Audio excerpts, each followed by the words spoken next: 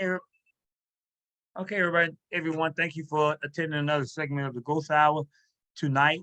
We want to start off by thanking everyone, Sandra McClure and everyone else, Lamar Burgess, and every other organization, A to Z, Aisha, Alvaro Bree, for the donation they gave to assist in the back to school backpack drive.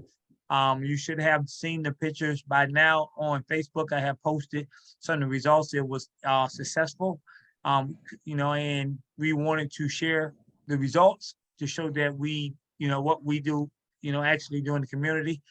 Next year, we're going to plan the same thing, and we're going to ask that people before the date this year, did this date. This year, we're going to do a date. We're going to push the date back and start requesting donations at an earlier time, whether it be in monetary time, whatever the case may be. We definitely appreciate everything. Again, I would like to reiterate that. Also, I want to remind everybody that November the 4th, if you're in the New York area, Hampstead, New York area, that the Day of Truth tour will be conducted at the African American Museum out there in Nassau County, New York. The topic will be the 13th, the documentary, the 13th. And after that, we will have panels. We will also have some raffles and possibly some things that you can purchase in a way to raise funds for whatever programs that we do. Understand that what we do is for the people. We're not looking to get rich. We're not looking to utilize the money for our personal gains. We're trying to push it back into the organization in order to service the people. So please help us help you. Whatever you can do makes a difference. With that being said, I want to go into the topic, which is, I've always heard that it takes a village to raise a child. So the topic today is, where has that village gone? Because it doesn't appear that we have a village and everybody's trying to assist the kids in their upbringing or their education or whatever it may be, whether it be basic skills, whether it be educational skills or whatever type of skill it may be. Seem like it's not a big desire or push to do that like it used to be. And some people will say, hey, times have changed. This is true, but that don't mean we have to change another time. What I'm going to do is go ahead and have this brother go ahead and speak. Go ahead, brother. Brother, hey, go ahead, sir. Okay, the village went to prison. That's where the village went. I mean, when you take, one thing we had when we was coming up, we always had people that went in and out of jail. Granted, the doors was rotating, but the old heads always came out and told you, don't do this, don't do that. One thing they always stressed to you was to respect your mother, respect your woman. And they always treated women like something special. I mean, you had your exceptions to the rule, but the rule was they treated them something special. And they taught you how to be a man. Don't go to prison, don't do this, but if you go, this is what it is. Be respectful, watch what you say, so on and so on and so forth. It wasn't like that. The village got destroyed when we went to prison. We never came out. And when we came out, it was it was like a generation or 2 generations afterwards. So that's what destroyed the village. And then again, you had the women. And the women did the best that they can do between them raising the children, between them having to be the man and the woman. That's what happened to the village. Now we're trying to rebuild the village. So that's what happened to the village. I mean, maybe someone else have another take on it, but that really devastated our community. That really devastated our community. Okay. I'm just going to play a little devil's advocate here. I'm not disagreeing with what you're saying. In fact, I agree with what you're saying. I feel like that's a major ingredient of what happened to the village. The people absence is what kind of played a part in deteriorating that village. However, I think that we had to look before us going to prison. If the village was sound and it was what it was, we wouldn't have been making the decisions to do the things that we were doing. Because prior to us, our parents and everybody that was the village, they wasn't selling drugs. They wasn't doing a whole lot of things that we were doing.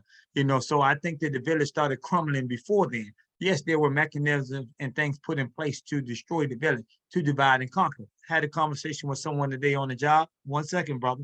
I had a conversation with someone on the job today. And we were speaking about, what we're talking about now and how, we don't, it's just that we say this is what the world has evolved and this is what they're doing today. Um, this is to me, the world is a cycle. It's a cycle. And I'm not trying to be in a cycle. I'm trying to be on the outside of the cycle because when you're in the cycle, you're going along with the ideologies and the thoughts and opinions of the people that's in the cycle. They dictate what's right or wrong based on the way they view things that's in the cycle.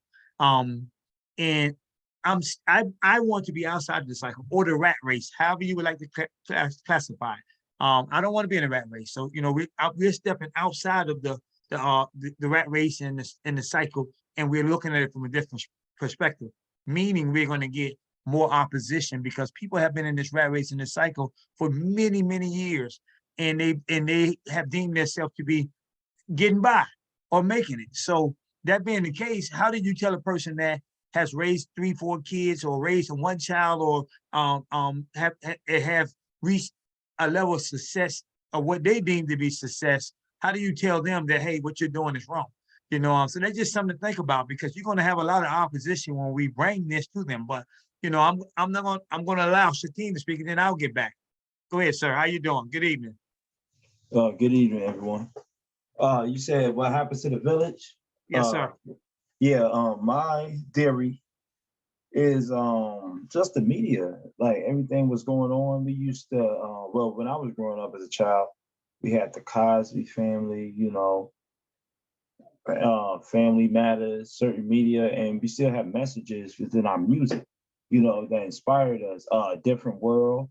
When you were younger, you see like, yo, maybe, I could go to college one day, and then, HBCU.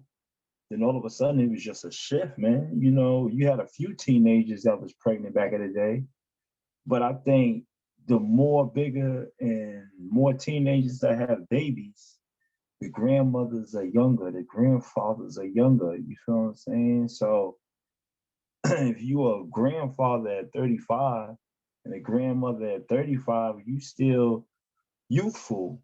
You're not like our grandmothers who were like 40 years older and 50 years older that still had the morals and was able to sit at home and watch over you while your parents were at work and everything else. And also the social class, we became more selfish. Instead of being be more communal, back in the day, it was like, yo, we from the same block, same building or whatever. That's so-and-so son or my man's son or my man's half brother's son or daughter. If you're going to look out for them, even if you were a corner boy, you still look out for your man's child getting off of the bus, making sure they get home, enforce the policies and everything. We just became more selfish. And I think money just grew more. There were more streams of income. And the more money, sometimes more money make you more selfish. So it's like, man, I ain't worried about them over there. I got my own problems to deal with. They ain't getting money like me or whatever. So once we start measuring people by dollar and resources, we feel like they were useless. So I also, we just got to be careful. I blame the media. I hate to say that. I never thought I would ever say that. I thought I would never say So that. when you say media, you're speaking of television, radio. Can you be a little bit more Both. specific? Are you including the music in that? Multimedia. The what? Multimedia, Okay. the Okay. radio, the Okay. TV, everything, like they say, don't live in the world, don't be of the world. You just gotta watch yourself. Even if you turn the radio on, you hear anything, like anything that you even want to hear that your child already caught on with their group of friends, because I remember being in second grade. And then on lunch break, whenever we have recess or we didn't go outside, we take the reading tapes out and we was banging Raekwon Purple Tape. You feel what I'm saying? The things we was listening to in second grade or Biggie Smalls Ready to Die. Now my grandmother didn't present that to me or whatever, but this is what we listened to. And just to hear songs like Suicidal Thoughts in the second grade. It's like, wow, like he really said that. He said this, that, and the other. So it's just the multimedia. And then what they're presenting is more of an agenda. That's what they're trying to construct the whole world as. And I feel like, especially like in whatever you want to call it, poor black culture, urban culture, that's the template of social structure. So once you took down the Family Matters, the Cosby Show, and you got all these different reality shows, that's what really threw it off. Like, wow, like it's not reality, but it looked like this how they live, but they getting money though. So let me emulate that, or more gangbanger rappers, or more Okay. criminal artists. Okay, so let me say this. First, I want to say, how you doing, Mr. Williams? Thank you for joining us. Now I want to touch on something that you said, sir. As I said at the beginning, this cycle, people are caught up in the cycle of the world today is caught up in, a lot of people are in this cycle, but a lot of people in this rat race. And the rat race that we have today is not the same rat race that we had back when our people were here. Now, one thing that you say, you fought social media, or the social media, whether it be television, news, radio, and I specifically asked you that because I wanted to hear the outlets. I wanted you to name the outlets. Now, let's go back to that cycle that our people had before us, the people that raised us had, not you, myself, because I'm a little bit younger than you, but myself, and when I came home from school, here was my day. I went to school, I came home. When I got home about 3, now I come in the house, I have chores to do. After first thing I'm gonna do is I'm gonna get something to eat. They're gonna allow me to get something to eat. Then I have chores to do. Then I have homework to do, or in the reverse order, the chores and then the homework. After I get through with that, the chores, the homework, and getting something to eat, then it's probably like 5:30, 6 o'clock. I'm going outside and play. So now when I get outside, I got to be in when that street light come on at 7 o'clock. So at 7 o'clock, I come in. Now I come in, I got to go and get in that tub and get prepared for bed. After I get out the tub, then I get about an hour of TV. Okay, so now back then we didn't have as much time to sit back and scrutinize this social media or these news outlets, TVs, radio, and all that type of stuff there. When I was up, 29 years ago, because I am number 29, we had video jukebox. So we didn't have this as such negative music that we have today. But my point is, the cycle changed. What we do inside of that cycle changed, because we didn't have all this time to watch TV, to listen to music and all that stuff there. You got your hands up, Mr. Hayes. Sasha them had their hand up. Let them answer. Sasha, Matthew. Greetings. Greetings, everyone. So, so many things to say. I'm just going to throw in some vocabulary words real quick. Community standards, the norms and values of most of the people in a city, region, neighborhood, or affinity group established by custom and thought to be applicable to nearly everyone. Because different groups, even within a community, may not share the same standards, they may be varying degrees of agreement and compliance with the norms, as seen in the variations in the enforcement of laws from the community to the next. I say this to provide this next definition. Public information. In general, public information versus military information is related information disseminated through public news media consistent with security constraints, released to the public information that is considered desirable or non-desirable, objectionable to the reasonable releasing of agency. It's a lot of mouthful of words, but if you break that down, it's specifically addressing the marketing aspect or the aspect of receiving information with the agenda of agency, which articulates how they're going to define how a community is going to move. It creates the environment versus the anchor, which is the religion and culture of a family, to define the environment that they're in. I can't necessarily promote ageism in the concept of people being too young to have children. It's the environment that articulates your experience to be able to dictate how well you're going to be able to create your family. Because there are young families all over the world that are successful. There are African countries that have decided in their religion, in their custom, that 15, 16 is enough. And that they actually have children and families that are very close knit and they take care of each other and they're a successful family, no drugs, no issues, finances there, health is up because they're going according to the customs of how they eat and their agriculture. All that exists in that little environment that they've decided to create for themselves. This is an important factor. This is what we call self-actualized and accountable for the existence that you're creating for the families that you're coming together, this village. I don't want to, I really actually think that it's marketed to give you some kind of pre-concept that the village doesn't exist. It actually does. It actually does. The marketing is geared to say it doesn't. But guess what? The villages that do exist, the villages that do mind their business. They're too busy minding their business and not marketing the fact that villages like what they have exists, because they're working within the other villages that are doing the same, which is creating a pocket of existence of strength versus the marketing of unreliable information. Thank you. Thank you. Mr. Hayes.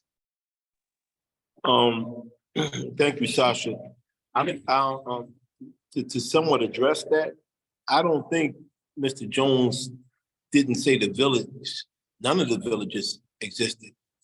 The overall village that we came up in when we was kids, where everybody child was your child, where everybody on your block looked out for you, that was a village. It didn't matter if it was 5 or 10 blocks down. It didn't matter, this public school was right there. That whole neighborhood within a 5 or 10 block radius knew who my mother was. And that was somebody who somebody's child, and I had no business on that block, or I had no business out that time. I couldn't go nowhere and smoke a cigarette or do something crazy out of fear that any adult would have seen me because of that village. And that's what he's talking about.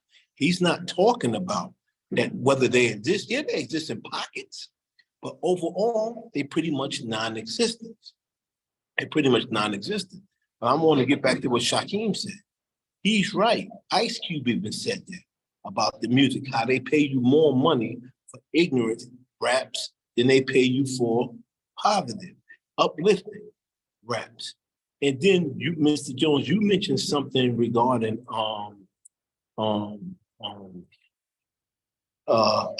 the time we have on TV and the time we don't have.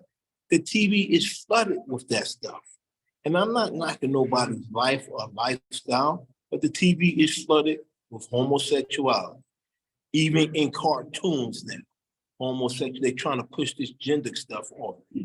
I don't care about what nobody want to believe. If you want to be gay, be gay. Let the kids grow up first and let them decide on which direction they want to go in. They don't need no guidance. Let them do their own thing. But in this day's society, that's what it is. Reality shows. They have the pregnant reality shows or something pregnant. So that's encouraging young girls to go out and get pregnant. And maybe you can even start showing reality show. If we can't, we'll act like we're on a reality show. And it's too much. It's at every twist, every turn, every channel. I went to my friend's house because I was putting together a motion. And I'm sitting in his basement with him. And I hear All in the Family. I hear Good Times. I hear All in the Family. I hear all these old shows. I said, man, that's All in the Family. He said, yeah, we don't allow our children to watch none of these shows, none of the old shows, none of the new shows. He says, because it's too much of this worldly crap that's going on. So they watch the Cosby Show. They'll watch the All in the Family. They'll watch the Good Times. They'll watch the old shows because they want them to get that type of upbringing. But it's too, but what I'm saying is, like Shaheem, it's too much. It's flooded. It's too much. Even if it was like how it was when we was coming up, Mr. Jones, if we watch TV, that's what you're going to see. Unless you watch some old shows. So I just wanted to, that's all I wanted to say to address that.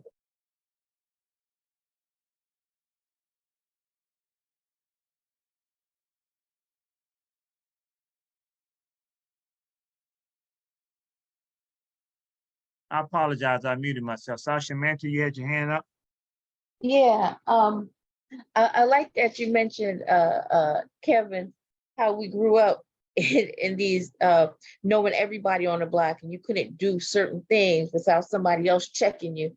Not only did you get checked by your neighbor, you got checked by your parents once the neighbor told your parents, and you got checked again. And then if you had older siblings, they're gonna go and check you and say, why did you get in trouble? Because now we all in trouble. You know what I mean? And I remember those days. Those were wonderful, wonderful days. I didn't understand them then, because you get in trouble. You don't want to get in trouble, right? But boy, do I cherish and am grateful for the experience that I had. Because then now, when I go to the parks, when I used to go to, I go to the parks and I'm around children, they literally gravitate to me. I become the mom of that park at that time because I don't know nothing. I don't know anything different from that. Every baby is my baby. So if I see a baby about to, like, I literally see young parents kind of go to the park and think, okay, now go and play, not realizing these are metal items that they're sliding off and jumping on, and you still need to watch them. You still need to be a part of that conversation and part of that interaction and not sliding on the Instagram, sitting on the bench. You need to be a part of that experience. So I end up, if I'm going with 1 or 2 children, I end up literally with 10 children around me saying, can you play with me? Can you play with me? Can you play with me? It's exhausting, but I need to be that energy for them in that time, because the village does exist. It exists through us, through this experience that we've had growing up, that we bring back and say, hey, I'm not scared of you, teenager. I'm with you, but you can't rock with me doing this negative energy or this negative thing. It's not conducive to you.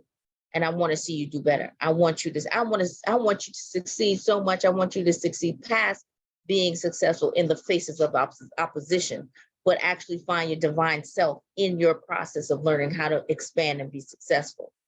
I mentioned that this village exists in the pockets. The pockets are not small, because once you reckon, it's almost like a head nod to each other when you're walking in the street. You notice who that melanated person is. You head nod. There's an agreement there. It's very similar to the families.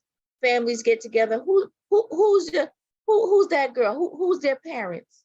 Where they come from? Where they eat? What's going on? And then once you find that link, that family expands. But what I am grateful for, like I said, it's a chief marketing that's going on that is telling people that this doesn't exist. And I'm actually grateful that it does exist, because it provides the tools to the children and the opportunity to the parents to teach them and provide them the tools they need to then assess what they're listening to and realize and choose that that's not what they should be listening to. So you got that forces the parents to what? Be involved. Because if you just letting the TV on or the YouTube on and you just say, oh, they're on YouTube, they're good. They don't have the assessing process yet to be able to say, wait, no, that had curses, or no, that is influencing me this way. I always go back to the anchor. If you don't anchor the child with the tools, then they will be victim to all of that marketing. It's the advancement of and I'm going to mention the Marimba Annie book, The European, the Silly. Technology is what's advancing the same problem. When you were watching All in the Family and Bill Cosby and so on and so forth, the comprehension of industry then was still an issue of biases that exist then. Technology today has just advanced the ability to include biases across the board. Now the children have to learn what these biases look like and how to assess them out of what they're learning within their family. But if they don't have that core going on because they've become victim of that, we gotta extract that like a virus. We gotta extract that, get that out of that system and implement what is actually positive and expand the villages even further. So when you see that village, support them 100%, because they gotta know that they're not alone in this. 1, 2, they're the reason why there's going to be a future, tell you the truth. Because without those villages, our children are a mess. And Shakem mentioned the oversaturation of your desires that end up being materialistic versus the desire to know oneself and become a better human, a better person, a better species of whatever kind that you are. And I did mention that before. Adults have become selfish. They have become selfish. They have just focused on telling the child, go to school, get a job, get success. Then when they realize, oh wait, there's a shortcut, take that shortcut, get millions of dollars. And what you gonna tell that child? I made the millions of dollars. Where you at, Bobs? Where you at, Moms? I made that $1 million. Now how are you reinvesting it? Where are you going at? There's so many people back in the day that were actual, let's say, drug dealers. All a drug dealer really wants is to actually do successful business. Now, what you choose to be successful business as your product is the issue. Now, transpose that drug dealer into making sneakers or doing whatever other business outside of something adverse to his people, then he's just as successful as a billionaire, right? So we definitely need to change that perception and realize that, you know, it's for the children. Stop being selfish. Stop being selfish. Okay, so my question to you is, are you saying that there's no problem, or I'm not gonna say a problem. You're saying that the village is just as strong today, and I'm asking the question, that as it was before? Could you repeat that one more time? Are you saying that the village today is just as strong as the village was before? It's just that they're promoting that there's no village, even though there is one? Is that what you're saying? The village, the context of the village, the existence of a village is as strong as it was back then. Why? Because their precept principles, their strategies, the facts that they do things, that village still remains the same village. Now, the quantity of villages there have been affected.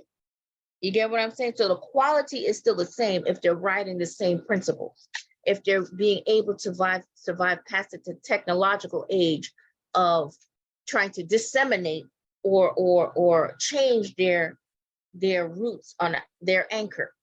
Once you're anchored, That ship ain't going nowhere. Okay, But so the let me, only, huh? I'm sorry, I wanted to interject before you get too far, because I don't like to lose my ahead. chain of thought. Go ahead. As Kevin mentioned, and I'm gonna tell you, because we might be speaking of a different definition of village, because what we're saying is, before, my mom can leave me in the house and go to work and not have to worry about a CPS be called on her, not have to worry about, am I okay? Because the neighbor next door who has the authority to whoop me, feed me, bathe me, clothe me, tell me what to do, discipline me, she was told I'm in the house to watch after us. So as Kevin said before, the village I grew up in, everybody I knew everybody on my street. For 5 blocks out radius, you pass by the house and who live in that house, I can tell you who in that house. And everybody in that 5 block radius had the authority or more to discipline me, guide me, feed me, whatever the case may be. We knew they had my best interest in hand. So I was afraid to do things. Like Kevin said, I couldn't walk 2 blocks away and smoke a cigarette. Today, you got so many people that live next door to people and don't even know who lives in the house next door. And the person next door is saying, that's not my business. I'm not worried about that. I'm not going to. Okay. No, So now, yeah. Go ahead. I'm sorry. Go ahead. No, I totally agree with that reality. That is one aspect of the reality. What I'm saying is I'm saying that the village does exist. So that village already knows who their neighbors are or have already created the strength in their environment. Now, when we're talking about the reverse construct of the village, that's what you're talking about. That, yes, there are neighbors that don't even know that they've been living next to each other for over 10 years. They don't even know the children's name. That's not their business. That's a different type of, or a counter existence, because everything has balance. So there's that counter existence that does exist. Can I actually say and fully say that that existence is more than the villages that I knew that I came from, I can't say that. I'm not going to go into that marketing that they've tried to use as that reverse construct of a village to tell me that my village doesn't exist when I'm raising children and I have nieces and nephews and I'm in that same precept principles and actions that I grew up from that village. My child knows my neighbors and all that stuff. So I cannot go into the marketing of saying that that reverse construct has won. It didn't win. It didn't win because I still have breath in my body and I still relate to people like Kevin, like yourself, that still has that upbringing. That Shakem coming up still gets that concept. The reverse construct cannot win. So therefore that the village still does exist and is still strengthening and is still going and is still fighting that same reason that they exist for the children. I am understanding what you're saying. And you're basically saying as long as you have breath and people that's like-minded, like you have breath in their body, then there's going to be you're going to always do what's right. I'm saying I that can't say that. I can't say we're always going to do what's right now. I'm not But going to we're make an gonna have a absolute village. statement. I'm not. We- Please forgive me for making an absolute statement. I'm saying that you're going to keep the village. You're going to keep the village to the best of your ability moving forward. That's what I mean. As long as you have breath and people like you have breath. Forgive me for making an absolute statement, but you're saying you're going to continue to push the village concept, and I agree with that. That's why we're having this topic today, because we're pushing the village concept. And yes, we are people that live in the village, but I'm saying that, and I'm bringing this topic up because of last week's show and because of the personal experience I just experienced with this backpack giveaway. How can a person sit in there? To me, if you're part of the village, you're not sitting in the house complaining about the kids outside without going out there and I'm not going. And some people say they don't want to do that, but just me, I can't complain, sit in my house and complain about what's going outside of my house if I'm not doing anything to assist in the changing of that. We just recently had a backpack drive, and there's 5 people that donated. There was a whole bunch of kids that needed backpacks that we had to turn away because we didn't have enough backpacks. But we gave out 250 backpacks, 200 somewhere in the neighborhood, 250 backpacks, and with supplies, and we didn't have enough. How is it that we got all these people in this village, but we can't give up $1 a piece or $2 or $3 a piece to help the kids that we're saying that we're trying to teach this to, and getting the things they need to learn a different option to learn something different? I'm not understanding that they're still, the village is just as strong as before. Go ahead, Sasha. So the village comes from a concept or the anchor first before the finance of the worldly society. Village came first. The village success is how they came together and created that finance. Now let's talk about that aspect that you're talking about, because really you cannot have the successes in this society. Not to say that you're going to worship money. That's not what I'm saying, but you do need finance. You do need the ability to have money and all these stuff. The environment, which is a reverse construct of the village, is always attacking the village. How do they attack the village? By your name and by your finance. They want to sully your name and they want to take your ability to make money. And the other thing also, not only do they want to sully your name and take your ability to make finance, but they also want to take the creative mind away from your ability to create finance, because finance is not the money that you receive, is the ideas that you have to be able to monetize. So if you're thinking busy, if you're dealing with what we call perceived stress, and you're dealing with an environment that is promoting malnutrition, how can you make those right decisions for the equity of your village? And so that's why you didn't get that $5 or whatever it may have cost to get more book bags, because what the perceived stress and the stress is eating at the family, the village that we do want to preserve. But I'm saying that village, that family still exists, because if it didn't, Once they get the money in, like Shakem mentioned, then that money is just for them. And the selfishness rides above it. And then it just decimates the village. But you still have people that, again, in that village will share their last. I will come into a park and I see all these babies and I'm like, oh, I gotta go to the dollar store and get me some water guns and we gonna play. You know what I mean? And that's my little $10. But that child is gonna remember that opportunity. Like those book bags are so important. Those haircuts, those hair braids are so important. But that again is that frequency that everybody is feeding off, and that's what allows the village to continue, that energy that continues going on, no matter the inflation that has been provided into the environment of the community. The community I'm not saying there's no work. I'm just saying that our village does exist and it needs to support. And when you recognize it, support it. And I just refuse to feed into the reverse construct.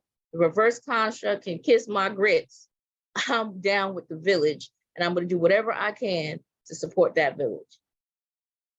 Okay, so do you think that, Shakim, I see you got your hand up. Do you think that we're saying that the village doesn't exist? No, I'm not saying you guys are saying, I'm saying marketing is creating the environment to support a reverse construct to say that the village doesn't exist. That's what I'm saying. So what we need to do is override marketing and let people know, hey, you need to support the village. It has to be a part of the stratagem of the village. When I walk out with my family, Kev know my family. When I walk out with my family, we are very good. We're very easily approachable. We are looking at our environment. Someone could easily come to us and feel that, hey, oh, they got something to say. Or even if they don't think we got something to say, they try to test the waters, Kev. Test the waters like, oh, you just another person down the block, and they test the waters and then they realize, oh, wait a minute, they actually care genuinely. That's me doing that reverse marketing to the reverse construct of the village. They actually be like, oh man. And when I'm walking down the block and I spoke to that teenager the other day, that teenager's like, hey, how you doing, Miss Ma'am? I haven't seen you for a while. Yeah, no, I'm good. You good? And they check for me. And they'll tell somebody else not to mess with me. How did he address you? How did they address me? Yes, how you doing? Yeah, how you doing, Miss Ma'am? Miss is either a Miss Ma'am, or they give me, or they give me I give them my name and they'll call me by my name, or they'll just say Miss to try to catch up to me. In a respectful way. In a respectful way. In a respectful way. I have not, believe me, I'll give you an example and I'll shut up because I've been talking too much. I used to be in my years before, in my many hats that I've worn, I used to be a DJ. So in being a DJ, the youths that were coming in, we would train them on how to be a DJ, learn how the, ones and twos works and the amplifiers and how to make sure that everything is connected properly. So this young girl was a part of a gang. I ain't going to mention what gang. I ain't going to do all that. I'm going to even change the names, right? So let's say her name was Jessie. And Jessie was on the phone one time in the front office. And Jessie said, Pamela, I don't even know why you don't want to do this. I don't get it. And she's cussing up a storm and she's feverish. So I pull her aside. I said, honey, say excuse me to whoever's on the phone, put them on hold. And meanwhile, I'm not this age. I'm young. I'm in college. I'm, my second year possibly. And she said, I said, okay, you put them on hold, great. Who's Pamela? And why she got you so upset? Why are you allowing somebody else changing your energy? And you're in the office. That's not what you do. So who's Pamela? Oh, that's my mom. Oh, heck no. Not in front of me, you don't. No. What you just call her? Oh, that's Pamela. That's my mom. Okay, no. See, I don't care what type of relationship you have, but here in front of me, we're going to change and shift that energy. You're going to get back on the phone with Miss Pamela, and you're going to say, Mom, I have to go. I apologize. We'll figure it out. Somebody's come to help me with what I'm trying to communicate with you. Excuse me. And even if she's screaming at you because you already was in a feverish level, say, I have to go. I'm in the office. That is not mine. I'm using a phone that is not mine. And they're telling me I have to get off the phone and respect you and respect the office. And then they got off the phone and hung up. And I spent 2 hours with that young lady. 2 years in my second year of college. I'm just a kid. I'm just a child myself. I shouldn't say kid. I'm just a child myself. But that moment on, I never heard another Pamela. Every time she was on the phone, she said, mommy, mom, mommy, mom. It was just 1%, one degree of influence that influenced that startup to change that relationship. Was it 100% fully cured? No. But my experience provided a 1 degree for her to shift how she interacted with her mom, to be able to possibly shift the decisions that she was making in her gang, which was her quote unquote family.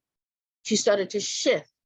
And that shift is all we need to actually start bringing the children back into a village that cares for them.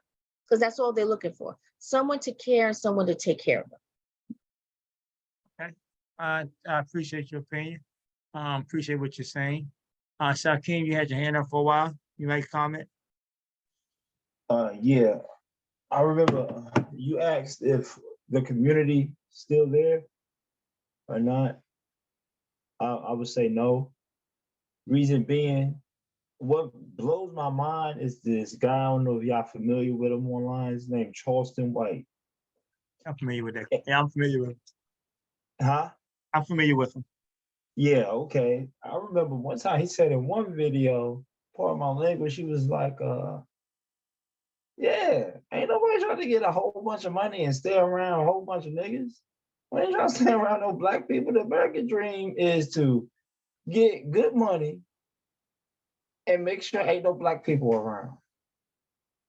And that way, him saying that, that's most of the people. Everybody wants to say, get out the hood, get out the hood, get out the hood. We understand not moving there, but it's also what were civil rights leaders back in the day who were saying reconstruct our communities.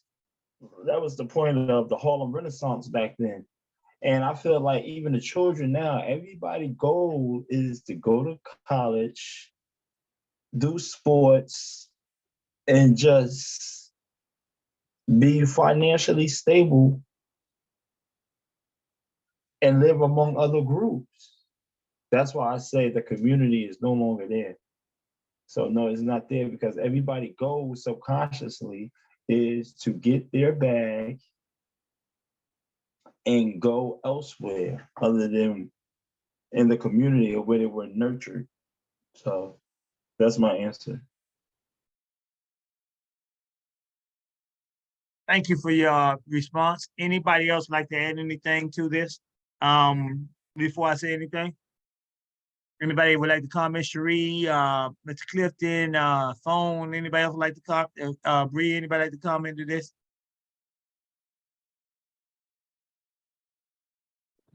James, I would just say I agree with Sasha.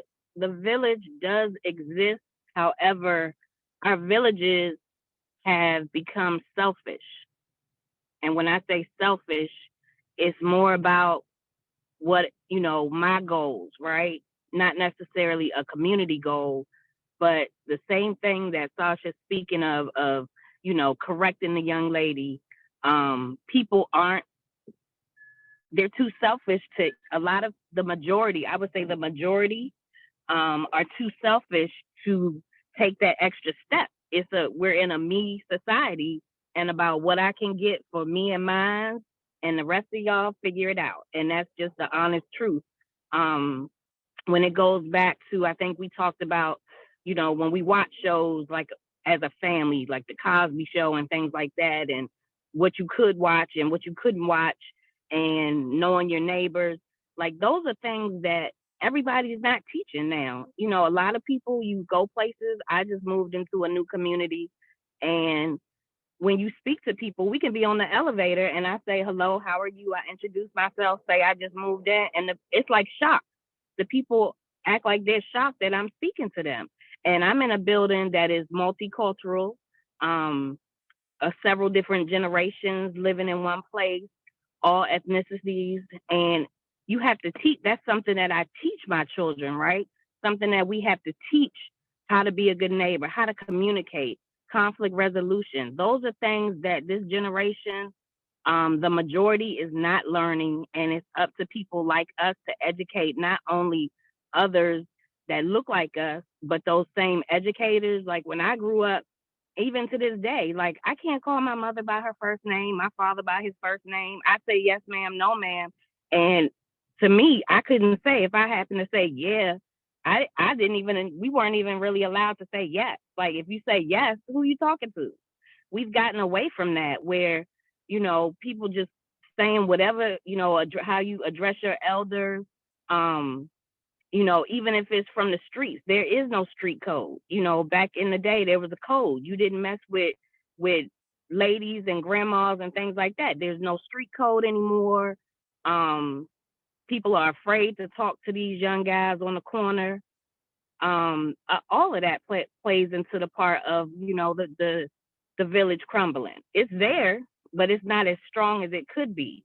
In that same token, I think we saw with COVID, it was us. We have to have a sense of pride because when everything was shut down during that pandemic, the people that were keeping the hotels running, the grocery stores running, because the only place you could go was the grocery store, or if you had a service job, those people look like me and you, right?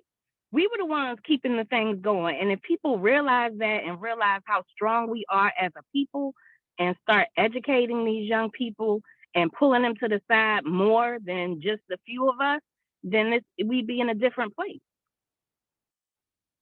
Okay, so let's agree that there is a village, because a village is just a rural area that they may consider a village. The villagers, the people in the village are not the same.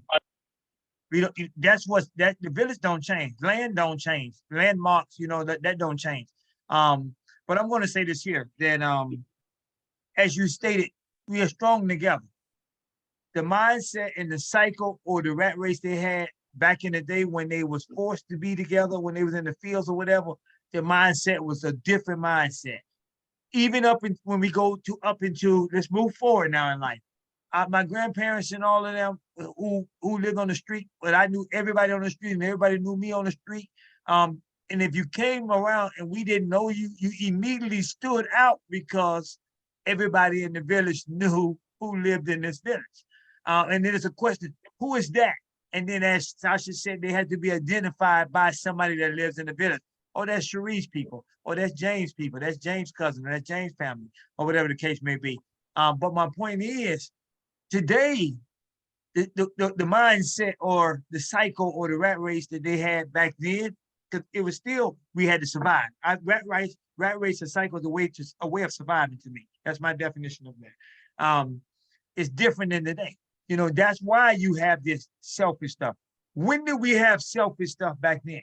We didn't have it. Yes, it does exist. And yes, we need to promote that it still exists. But at the same time, we have to first identify where we are, and then we can start building from there. Mr. Clifton. I think everybody making some good points, but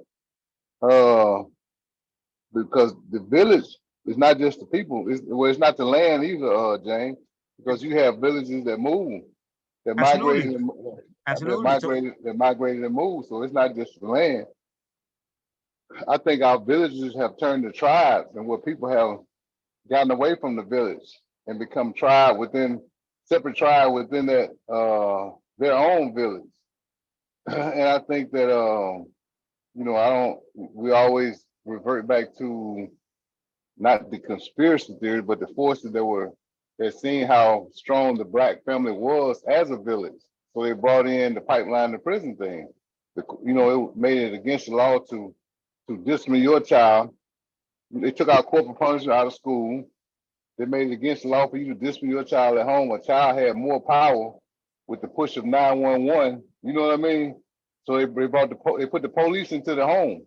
Whereas you see in Africa and all these other countries, South America, anywhere else that there are a greater number of black people, you're responsible for taking care of your child in your home and disciplining your child. The police wasn't gonna get in your business. Here, we're such a police state that you know, the police came in and said we can't punish our child for doing something wrong. And the minute they did that, children are smart. Children pay attention. They know when the police came out, you know what I mean, that okay, mom and daddy had a chance of getting in trouble, so I can threaten them. You know, I can call 911 on them secretly. They can throw the rock and hide their hand. So now the police in your business. You know what I mean? So I just think that once they took the powers, brought the police into the home, man, the village began to disintegrate. And like Kevin said in the beginning of the thing, you know, a lot of us went to prison. You know, a lot of us they still had a lot of black families. I don't think more people started having kids because, you know, you look at back then, we had families with 15, 16, 20, and 25 kids. You know, where the whole block could discipline your child, and then when your dad got home, you still was gonna get your butt whooped. You know what I mean? You're gonna get a whooping at school by the teacher. You're gonna leave home, you're gonna get a whooping when you get home to mom, and then when daddy get out of work, you're gonna get another whooping. So now the teachers can't even punish the child at school. You know what I mean?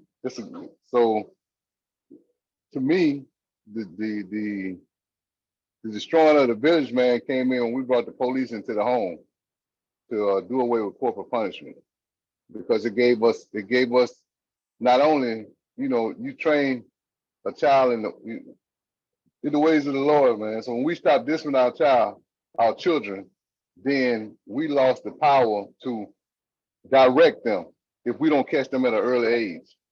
We can't come home. So many guys, like you said, that are in prison that don't write their kids. You wrote yours, you talked to yours, I talked to mine the whole time I was incarcerated, just so he wouldn't follow in my footsteps.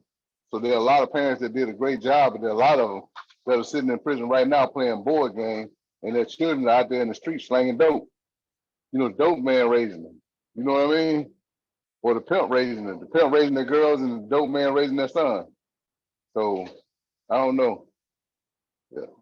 Definitely appreciate your comment. Definitely appreciate it. Mr. Hayes. No, I agree with a lot of what Mr. Clifton was saying. Regarding the village, but it's definitely, from my perspective, from how I was raised, it isn't there. And what is there is far and few and in between. Now, thank God for social media, we can build a village worldwide. And, you know, starting from the beginning, but it isn't there. I mean, Sharice said something too about the kids jumping on the elders. I remember when you came up, it didn't matter if it was your neighborhood gang or whatever gang it was. If they seen you walking with your parents, you got a pass. If you was with your girlfriend, they let you know they seen you, but you got a pass. It's none of that. It's no respect. There's no respect no more. And that trickles over into what Mr. Clifton was saying about the police being brought in when you discipline your kids. And it's mainly perpetuated by us because they need perpetuated towards us because they need our kids in prison. Because I watched Mario Povich show, and they tell you you can't hit your kid, and you can't do this, you can't do that. But I remember watching the drill sergeant coming in and threw the child to the ground, drugged the kid through the mud, and made him do push-ups, got up in his face and yelled at him. This is a total stranger doing this to your child. But yet the mother or the father who had him, raised him and loved him, can't do it. There's really something wrong with that synopsis, man. There's really something wrong with that synopsis. So yeah, we need to get back to that village. A lot of us know how. We know what that old village used to look like. We got to get to rebuilding. It's time for us to get to rebuilding. That's it. Dr. Banji, thank you, sir. I was going to say something particularly that our brother Clifton had said, but unfortunately it had slipped my mind. I'm getting at that age. No, I'm not. That's a lie. But brother Shakim was saying, and Kevin is saying, the reality of circumstances. Like I just recently saw this 18-year-old on Instagram, very, very, very thin. You could tell she hasn't eaten for a while. And she was 18 struggling. And I'm like, dang, why is she by herself? She should not be by herself. She should not be by herself going through this, right? And like Kevin just mentioned, the fact that, you know, there's no honor among thieves, so to speak. Not to say that that's the thing, but there's no honor amongst the conflict when you're dealing with it. And people are shooting each other and shooting the babies, literally, and so on and so forth. And again, it comes from, I think, a source, and now I remember what Brother Clifton was saying. It comes from a source of lying to these children. Constantly, they're seeing one extreme of marketing, and then you're telling them another extreme of whatever you want to believe in as far as fairy tales and unrealistic goals and so on and so forth. And those concepts are clashing in their minds, and they're trying to figure it out with the under hormonal brain, how to figure out life. And they feel like they're going to be by themselves, because the first thing that they do with school is what they do is they say, they bring you to school, and by the time the child comes back and they say, teacher said, no, mom, but this not right, teacher said. And no, mom, dad, that's not right, because teacher said. There's an injection there that has occurred, and over time, with the advancement of industry, capitalism, technology, you find that the children are callous, cold, and disconnected, because it has been a plan all this time to create that environment, to have that issue. Disciplining the child, and I like, Kevin, how you mentioned Maury Povich show, and how, yeah, they dragged them. They brought them to the jail, and they had the jail people screaming in their face, and so on and so forth. If this was the solution and the discipline, why couldn't the parent do it? But then again, culturally, that is not necessarily our way of doing things, because culturally, and we're talking about way back when, there was a different construct that existed. But because of the environment, the children had to be lied to save their lives in some aspects. Like back in the day when you had land and you didn't want that child to go after that land, even though it was their land, but they will be chased off or hung for that land, that child will be lied to and say, oh, we don't have anything, so you're gonna have to work, right? But today, you're talking about a person working 9 to 5, 5 to 3 a.m. and then back onto it at 5. They said, where's your success, mom? Where's your success, dad? I don't get this. I don't want to go through this rat race. And then you're going to lie to them and say, well, if you be good, this is going to work for you. Like it's working for me, when it's not working for them, because they don't even see their babies, right? So yes, these issues do exist. Not saying they don't, but the village can withstand it, can continue going on and cultivate stronger attachment to each other to prevent what is being injected into their lives, into their families. This is everyday life. In order to survive, you have to face some of these things to get to the point of thriving. It makes the character that you are sometimes. It makes that experience of being a crackhead, unfortunately, to becoming a businessman and saying, I never go back, and I'll make sure the children after me know that this is not the way. So I'm perplexed, and forgive me if I sound like I'm going back and forth with this idea, because again, the villages will forever be my purpose, be my divine purpose, to create and to continue strengthening. But I do recognize that these these marketed situations are real in our society because it's been injected to be the reverse construct of the village that we actually want. So what is the solution to that? That's my next question, to be honest with you. That's my next question, because I think that everybody's saying the same thing, which is, okay, there's a village, but the people, as Maurice has said, have broken up into tribes. So even though there's that concept is still there, that foundation is still there. We're not the people that supposed to push, felicitate, or any other word that helps it go along is not doing it. They're only looking at themselves or who they want to help instead of everybody. Before, it didn't matter who you were. Once you came into that neighborhood and you moved in that neighborhood and mom took a cake over there or whatever the case may be, whatever the item was, you were accepted into the village and into the neighborhood, and then your child was treated just like every other child in the neighborhood. We say neighborhood, but it actually was a village. Now, even when we go way, way, way back, it's the same thing. Anybody can discipline anybody's child. You didn't hear that, don't put your hand on my child like you do today. You can't talk to my child that way. You can't do this. So what I'm saying is how things or the mindset or the way they do things have changed. We recognize that.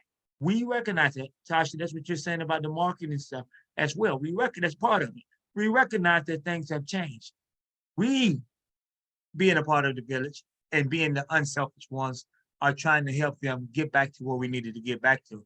The question is, how do we, I understand this is part of it, but we need to not only, in this plight that we're tackling, we don't only need to address the kids, we need to address some of these selfish adults who's not participating with the kids as well. Do anybody else have anything, suggestions or anything that may be helpful to accomplishing the goal that we would like to have, which is get it back to everybody doing what they're doing? Mr. Hayes, go ahead. Well, one good way to start, well, two things I should do. Start with like your neighborhood, your block. You have block party, like you have like the block association. You start off the block association and the PTAs. And you go to the block association meetings and you go to the PTA meetings as much as you can. And you start having input. And from there, that block will spread to the next block. The president know the next president, and so on and so on and so on and so forth. And that's where you start. And you galvanize the families, because you know it's going to be a bunch of families on with the block. You know, president, different things. You're going to have little town halls on the block with the, and that'll be the start of building the community. From there, while y'all on the block, y'all talk about different things and how y'all want certain things changed in your schools and your district, and you attend the PTA meetings. Maybe you'll run for PTA president, who knows? But if there's strength in numbers, maybe you don't have to. You can influence how, you know, what your kids being taught via the PTA meetings. There's many different ways to galvanize and come together, but on a literally on a grassroots, that's a good place to start. Any other comments? Go ahead, Sasha. I agree with you, Kev, on the individual aspect of implementation when it comes to everyone being accountable for self and wanting to engage with everybody else. I'm gonna take it even further. You get into a program like Home. Home provides a concept of dealing with people that are dealing with recidivism, coming out of jail and being able to get back into society. But let's dictate or articulate what that society is going to look like by reverse constructing what they've experienced in jail, which is survival mode to the complete fullest, and help them adjust to the new technology and the situation out here so they can be influential in the areas of influencing the youth and the parents. Because the thing is, sometimes these parents are freaking bullies. And sometimes they need to get checked by reality. And the experience of somebody else can assist them with realizing that their irreality that they created about themselves can now be adjusted because parents will speak to, now I'm sorry, older people will get to another older person differently than a child would. The other aspect is putting the children in pilot programs that are influential. We did a pilot program concerning Four Loko, if you guys remember that drink, Four Loko and juice. Those were alcoholic beverages that looked like Arizona bottles that were placed in the juice area of the bodegas and delis that existed. That was, I can't remember what year, but that was during another hat that I wore. The youth were in a pilot program in which we took them into one neighborhood that had all the liquor posters all on the window, all the Four Loko and juice in the areas where regular juice was. So there was no checking on what they were buying. So these children were being underage drinking and actually being hospitalized because of it, right? So they saw that. Then now we took the same group of children and we brought them to the quote unquote other neighborhood and take a look at how those stores look like. They didn't see any stickers. They didn't see advertisement close to the schools. They saw that, wait a minute, they don't have any of this alcohol beverage. Matter of fact, they got juice, real juice. They got other snacks here. I never saw this before. And then we sat them down and said, hey, what did you think of what you saw here? So it looks like I'm being marketed, and they didn't use the term marketed, but they said, it looks like I'm being told that I should drink this or I should have access to this. And this will make, as a commercial would say, my life better. I will be laughing. I'll be the part of the party that is exciting, and life will be exciting if I do this. Versus the other community where they say, well, they keep the area clean. They don't have one of those stickers or anything like that. Those children actually brought that information back home to their parents. And the parents was like, yeah, right? Some of them, yeah. But then they started to change and shift the family and the mother and the father's perception, or however that construct of the family was. And they said, well, you know what? I'm gonna put this drinking down for a little bit. I may not drink as much on a Saturday, even though it's my day off. I'm not gonna drink these beers around this child too much, because they're bringing me the knowledge of what alcohol does to the brain. They're bringing me the knowledge of how they keep on getting advertised and they don't want to live their life that way. They heard of drunk driving and the responsibilities of that and going to jail, right? And so now they were brought to a graduation of sorts, where the parents came, they showed, and they saw the child doing a presentation of the knowledge that they have gained from the beginning of the pilot program to the end. The children, the parents were excited that the children were so accomplished and they were receiving awards for what they've done in this pilot program, that the parents started to become more involved. They started to join those block associations, Kev. They started getting involved in the parent-teachers relationships in the school, because they saw that their child was interested in this issue that affected them directly. So much so, Kev and James, they went to Washington and lobbied to get Four Loko and juice off the floor, off the stores. And they were off the stores for a good about year before they got back on with different rules and regulations to be back in the store, which meant they have to be in the alcohol area, they have to be carded, they have to the store owner is responsible and they get fined, the whole kit and caboodle. But those are the different degrees of shifting that occurs that creates that family. Do you know the parents of those children have stuck together and created that village of concern, that they continued in the neighborhood to be more influential and started to really walk with the children and say, nah, we can't do this next to the school. We can't have this anymore. And these are just pilot programs that just influence the children. And then home could provide the programs for recidivism to be able to deal with those coming out of jail, because they got a life to live still. They did their time. And now they have to be able to be given the opportunity and chance to shift, because of them, they value more what's out here than the people out here. And they can actually create the solution needed to shift this area out here too. That's just an example.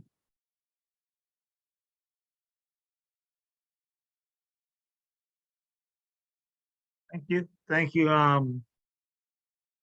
I definitely agree with what you're saying, Sasha, and I also agree with what Kevin's saying. And I think that um, one of the things that could be possibly done is what Kevin spoke on, which is getting to know the people in your community. And start with the first five. If you got to be one house or two houses, and then let it grow as y'all build relationships and continue to grow and grow. Because you might go to the person next door to you, and they may know the person that's next door to them, and that person may know the person next door to them, and they're all connecting and vibing and doing what they're doing. But I think that the community, your community, have to be our community. When I say our community, that's where we started. We start here before we try to go bigger and go outside of that there. If you live in a building, post something up and say, hey, let's have a meeting in office, we have nonprofits. That doesn't mean we have a bunch of money, but we raise a little money here and there. So if we got to bring some refreshments, some waters, whatever, and speak on how we can do things better. For example, where I live at, they have a problem with people stealing packages in the building. So if we can, I think we all don't want our package stolen, except for the person that's stealing the package, if you're in the building, but I think we all don't want the package stolen. So let's get together, have a discussion about that. It doesn't take a whole hour, doesn't take 30 minutes. Hey, can I get 10 minutes of your time, 15 minutes of your time? This is what we're doing. Let's start looking out for each other packages. If your package come and you're not home, or it sits out there a period of time, I'll grab it, put it in my house, and I'll put a sticky note or something on your door. If you don't see your package, then what you do is you knock on my door and ask me, do I have it? Before, we used to do that. We used to do that. Hey, go get that package off Miss Charlene porch and bring that package over here. And Miss Charlene already knew that because we got Miss Charlene's number, so it's been communicated to her that, hey, your package is over here. We did that. We do that a little bit. We do that a little bit now, but we need to, as I said, get back to the basics, the small things. Let's control what we can control. Let's do what's in our control, and eventually it'll grow. Eventually it'll grow. Anybody else want to comment? James, I would just say also along those same lines, as a community, we have to become more proactive instead of reactive. And I mean that in a sense of we react well when somebody does something to us that doesn't look like us, and then we can rally together and we can organize then, but we need to be doing that and also holding ourselves accountable for hurting each other. So we need to be just as vigilant and just as upset and angry and outraged for the things that we're doing to ourselves as a community, because it's us hurting us the most. Definitely agree. Anybody else like to comment, add on anything to that?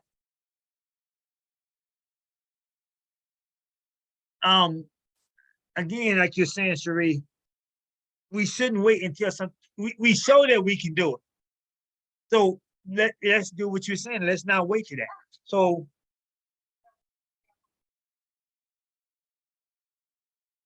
if we don't have a problem with meeting when something bad happens, we shouldn't have a problem meeting to prevent something from happening. Again, we just got to do what we can do what's in our control. Any more comments? Any more ideas? All right, well. And James, I would just say, you always hear people say a person can only do to you what you let them. And that's true. People can only do what we allow them to keep doing to our community. So we're allowing certain things to happen in our communities, and that's something that we need to take control of.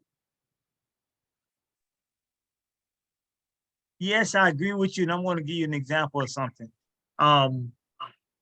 If, first and foremost, the respect level is different today than it was before.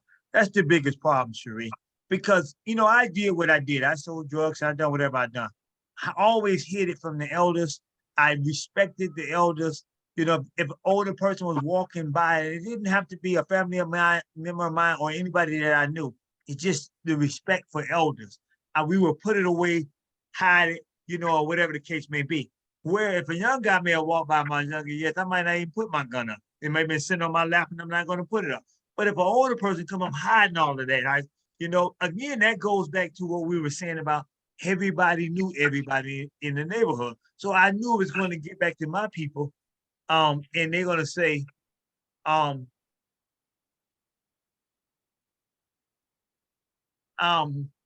going to get back to my people and they're going to tell my family, hey, your son was out there with a gun or whatever the case may be. I didn't want that to get back to my family.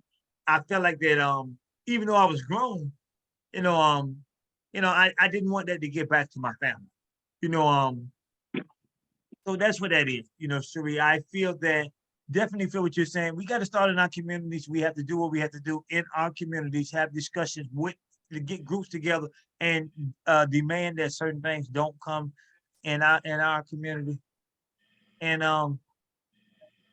then go from there. You know, we can't, you know, people say we can't do it. I know a lady that called the police on anybody that comes in front of her house selling drugs, and guess what they do? They don't go in front of her house selling drugs. And they may say, hey, she gonna tell, but they not going in front of her house selling drugs. You know, so that does work. Go ahead, Kevin. But like I said, always say, it starts with awareness, and that's what this program is about. It's about awareness, and then you begin to strategize. Like I said, we start block by block. I mean, but you have to start on your own block. My mother had an old saying, for better or for worse, she used to always say, it starts at home and scatters abroad. So that's with anything. So we have to start at home. Once we galvanize everybody in our house, then you scatter that lesson abroad. This is the same way whether you're talking about the Prophet Muhammad or Jesus with the disciples. And then the message was learned. Once they galvanized and learned the lesson, it was conveyed and it's scattered abroad. So it has to start. It has to start at home, you know, and then your own community, your own block, and then take it from there. I'm reading the comments on Facebook, and Aisha, even though she's not with us, she's with us. She's saying she strongly agree. We need some fear placed back in our youth. You know, however we got to do it. You know, if it's not, you know, it's two ways to rule. I prefer the respectful way where you respect me, but then there's also the way if you don't respect me, I'll make you fear me, and I can, you know, we can do what we have to do. If they're afraid that I'm going to call the police in order to keep the community good, you know, I'm not saying myself per se, but I'm just saying, you know, that's something different. We are in a position to make a difference. As we're saying, hey, get some of these meetings in the community. We need to do some community outreach and require the parents to come out and get it, like we do at these backpack drives. And then we have the parents' ear. You know, that's the time we can say, hey, let's get together, let's make a change, let's do this, let's do that. And you can bond with them, you know, or attempt to bond with them while they're out in the community outings, you know, but just do something in your neighborhood, in your position. As Sasha was saying, she may buy some toy guns or whatever the case may be. You know, that's all a part of it. That's all a part of it, but we have to make a difference. And if we need to make this change, ain't no if about it. We need to make this change. We need to turn this corner and get to where we need to get to. Sasha, Matthew. Okay, I'm gonna say something a little unorthodox. You know, I am definitely believer in the importance of respect and discipline and so on and so forth. But I gotta say, there's a difference between elders and older people.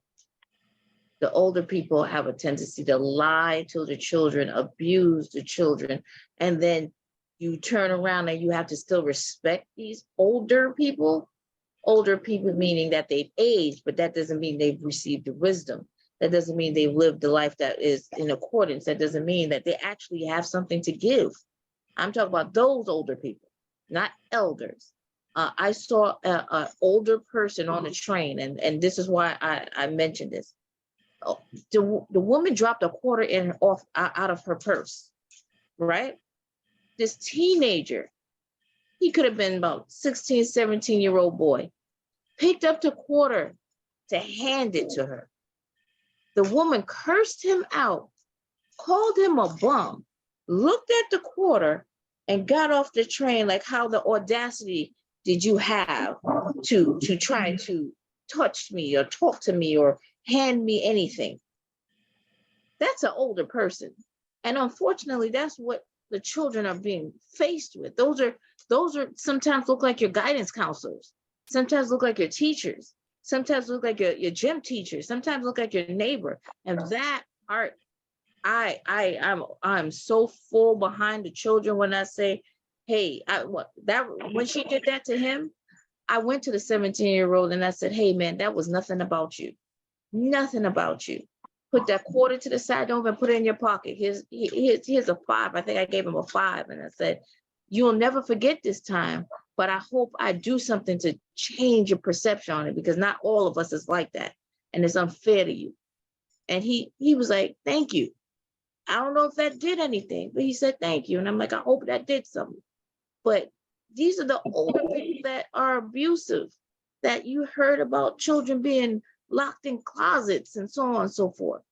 I ride for the babies. So I'm going to say there's a difference between respecting your elders and having to be forced to respect an older person. Those are the same older people that you don't want children to be sitting on their lap. You get what I'm saying? Like, there's just some things. No, I'm not going to say everybody deserves respect, but the elders definitely do. Aisha said this as well, and then I'm gonna let Kevin speak. Marie, Aisha comment, then let Kevin speak. It said many no longer protect children, and it breeds disrespect in our children. The same way that they watch that lady disrespect the child, someone older could have stepped and said, hey, man, all he's done is returning your quarter. You don't have to talk to him that way. You know, and that may have made that child look at things from a different perspective. Definitely agree that everyone's older does not qualify to be an elder. Definitely agree with that. We're only talking about the elders. You know, we know we got some damn fools regardless of what age they are. Young damn fools and old damn fools. And I'm not gonna follow no damn fool at any time, you know, for any reason. You know, so I definitely agree with you that there's a difference between the two. There's a difference between the two, and I'm not following no damn fool, you know, but for this purpose, we're saying, hey, let's deal with the ones that truly mean with, not the ones that are caught up in the rat race and caught up in the cycle and feel like they're whatever they feel, and it's oozing out of their pores. You know, I don't even want to be around them, so I definitely want to steer the child away from them as well. Mr. Hayes. What we, regarding the elders and the old people, I was taught to respect them regardless of what they've done. As long as there's no abuse, like child abuse and sexual assault, or put their hands on you. If they cuss you, my mother would say, come back and tell me or whatever, and she'll take care of it, or my dad will take care of it from there. But I was always taught to respect my old people, whether they were smart or stupid, strong or weak, or wise or what have you, because they was just older than me. This is the way I was just brought up. To this day, is some older people that I would like to punch so hard in their mouth that my fist would go through, but they are my elders. They have lived their life. They have made their bones, and I was raised to respect them. But that's an exception. That's not the rule. Let's not make the exception the rule. Most old people is scared of young people. They're not blatantly disrespectful. I understand the thing about the quarter. I also watch a bunch of kids carry strollers up the stairs heading to the 3 train. And the woman was very happy and grateful, and she offered the money, and the kids turned it down and said, nah, we good. So that's not the rule. That's the exception. You're gonna have people like that. That's life. That's no more than you running, playing basketball, football. You're gonna have ups and downs, you're gonna have good and bad. And those good and bads is the examples that you take for learning. You're gonna have learning curves. And you take all that and you put it together. And that's what makes refine you and makes you a better human being. And then you have the kids. Like I always say, it's like a lot of kids is lost. Like my kids, I ain't saying they lost, but a lot of that from their generation are stones. So the time you would take, there's some time you would take to mold them, you would need a hammer and a chisel. So you can only take the ones that's willing to come. But we don't have time for hammers and chisels. But it takes too much time. And even then, you're still gonna have rough edges, sharp points, some smooth, some coarse, what have you. But you gotta reach down to them babies. Them babies is still putty. You roll your hand over them, you can mold them better. We have to start teaching them now. We still here, we know how it was, we have to teach them that they're the ones that's gonna carry that over. So that's where I'm at.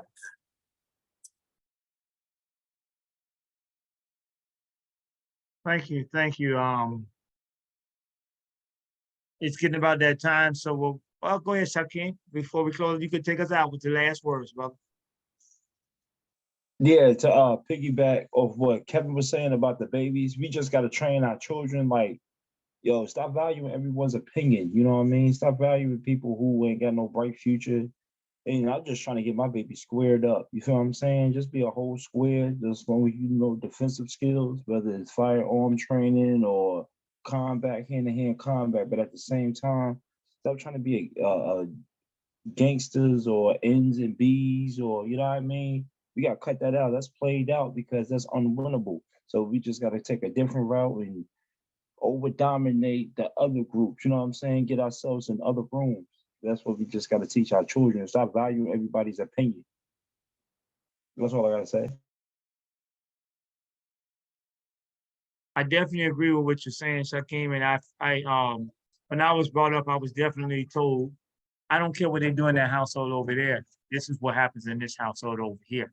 And I feel that in your household, that's where the beginning of the education begins.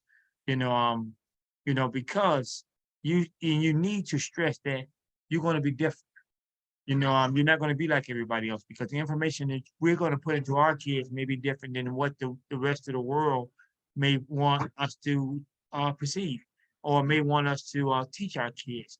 There's a lot of information that we know with the school system that doesn't help our kids. So you have to craft what's best for your child, and teach them the basics of what they need to go out there in this world and understand it from a not just a tunnel vision, but a open eye perspective. And it's our job to do that. Not no school. It's not no one else out there. It starts with us. If it's in my house, it starts with me. And we have to stop doing this. Hey, what everybody else is doing, or this is what they're doing now. I'm tired of hearing that, man. They are all not where they would like to be at in life. And if that's where you would like to fit into that group, then that's cool. But I understand that I think different. I'm gonna look at things different, and I'm okay with being different. And I said before that I've been called crazy so many times inside the joint and out here. I'm crazy. I can't understand your way of thinking. I understand that. I get that. But Einstein was crazy. Everybody that invented something or done something great was crazy, considered crazy, because they had a different perspective and a different way how they looked at things. They stepped outside of this rat race. They stepped outside of the cycle that was going on and say, hey, let me pay my own way. People used to tell me inside that, hey, James, you're a good leader. And I used to tell them, I'm not a leader. I don't even want to be a leader. I want to be the scout. I want to go out there and scout the land that I can give to the leader to lead the followers. I want to be that guy that go out there first. That was my perspective. Any last comments before we close out?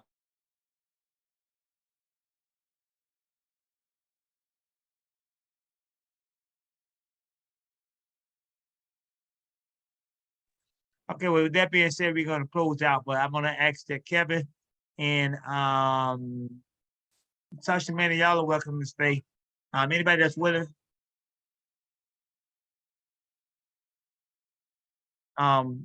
Anybody that would like to stay, I need you to stay because we're gonna speak on something that we need to work on.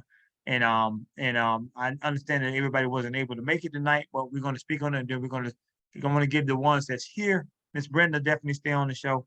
I want to give the ones here the opportunity to speak on what we're speaking on. So I'm going to end the show now, and then for anybody that wishes to stay back, and then you can hear what we're saying.